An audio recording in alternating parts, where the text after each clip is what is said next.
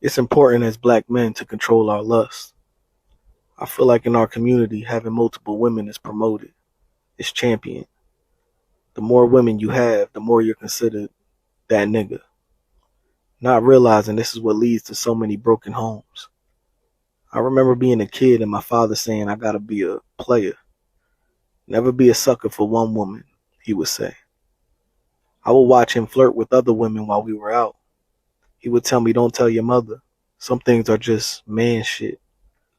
I also watched my parents get a divorce due to his infidelity. And I had to watch my mother go through that pain. Something I never want to repeat. I want to break the cycle. I want to love and cherish one woman. Something I was taught was corny. But there's nothing corny about loving one woman. What's corny is a grown ass man with no self control.